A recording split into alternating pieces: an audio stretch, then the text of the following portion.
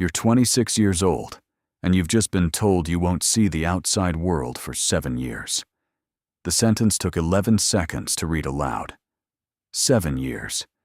You're standing in a holding facility outside Chelyabinsk. Your shoes are already gone. Your belt, your phone. Everything that made you a specific person has been placed in a numbered plastic bag, and that bag is now somewhere you can't reach. The guard who processed you didn't look at your face once. This is the beginning. And the beginning is the easiest part. You're placed in a Primnaya Kamera, a reception cell. It holds 23 men. The capacity is 12. You say nothing. You find a space near the wall and you take it. Not because anyone told you to, because it's the only space available, and because something in the room, something unspoken and immediate, tells you that explaining yourself would be the wrong first move. The smell hits you on the third breath. Sweat, smoke, bleach. Something underneath all of that you won't be able to name for weeks. A man across the cell watches you without blinking for 4 minutes. Then he looks away. That is the first test, and you passed it without knowing it was a test. After 72 hours, you are transferred. The bus is called a stockin, a glass. You're placed in a narrow individual compartment barely wide enough for your shoulders. The ride is 4 hours. You can't see out. You don't know where you're going until you're already there.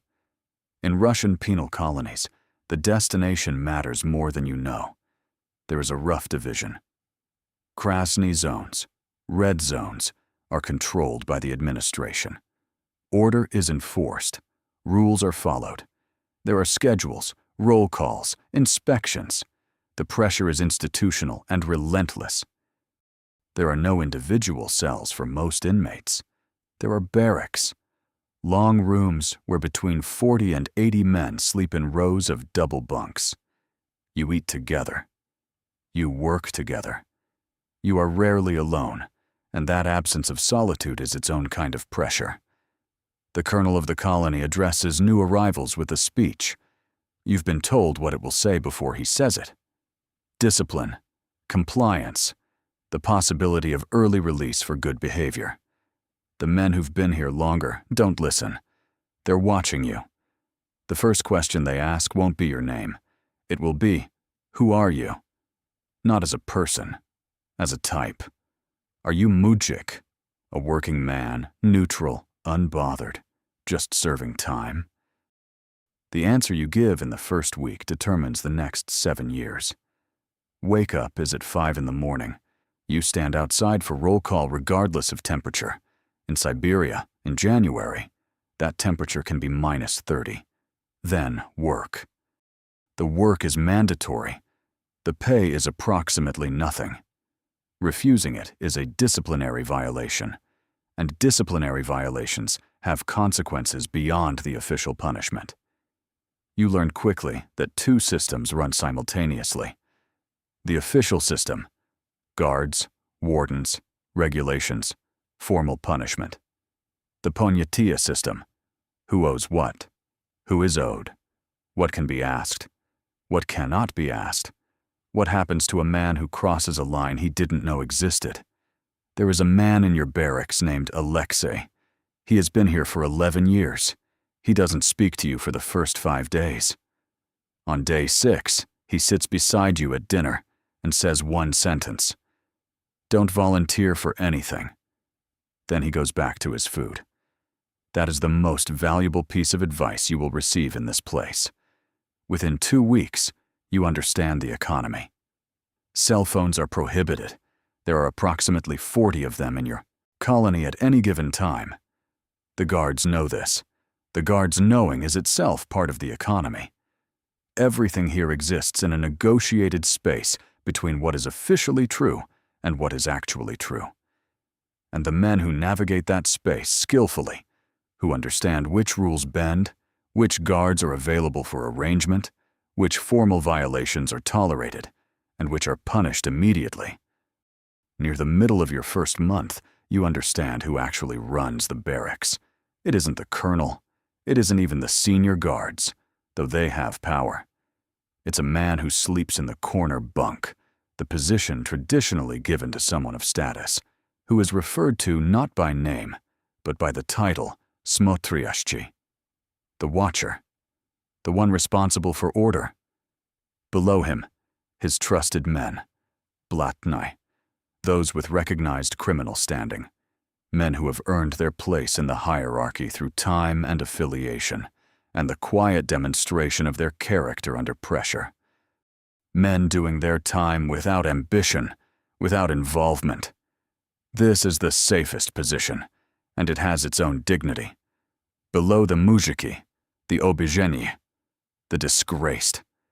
Men who violated the ponyatia, who cooperated with investigators, who committed certain acts. This caste is permanent. It is not a punishment phase you serve and exit. It is a category you enter and do not leave. 90 days in, someone asks you to hold something. They don't say what it is. They don't need to. You know what it is. It's wrapped in plastic. It fits in your hand. And the man asking you is not someone you can simply say no to. This is the moment the system has been building toward. You have been watched for 90 days. Your reactions, your composure. Whether you ask too many questions, whether you talk to the wrong people, whether you seem manageable, loyal, useful. The request isn't really about what you're holding. The request is a question. Are you ours now? You say yes, not loudly, not dramatically. You accept the object, you find a place for it, and when it needs to move again, you move it. The system doesn't release people who have passed a test like this. It simply begins to give them harder tests. By year 2, you have stopped counting days. That is the first sign that the place has changed you. You know the schedules by body now. You wake before the alarm. You know which guard is on which day, and what each of them will and won't tolerate. You know which bunk positions carry which meanings. You know the phrases and silences and the specific weight of someone's pause when they're deciding whether to answer you honestly. You are not powerful. You are stable. And in here, stability is what power looks like from the outside. Your family visits 4 times a year. The visit happens through thick glass, on a phone, for 30 minutes. By the 2nd year, you've noticed that the conversations are getting shorter. Not because there's less to say, because there's less that can be said. The 2 worlds, the world in here and the world out there, have drifted far enough apart that translation between them has become exhausting for everyone involved, and the face that looks back at you in the metal mirror above the sink is not exactly the face that arrived here. Year 3, there is a man in the colony who is accused of cooperating with investigators, of providing information about someone on the outside. The Smotriashchi doesn't tell you explicitly what is expected. He doesn't need to. You understand that you are being asked to confirm what you know, to verify what you saw, to say yes or say nothing. And in this world, saying nothing when asked is the same as saying yes. You confirm it.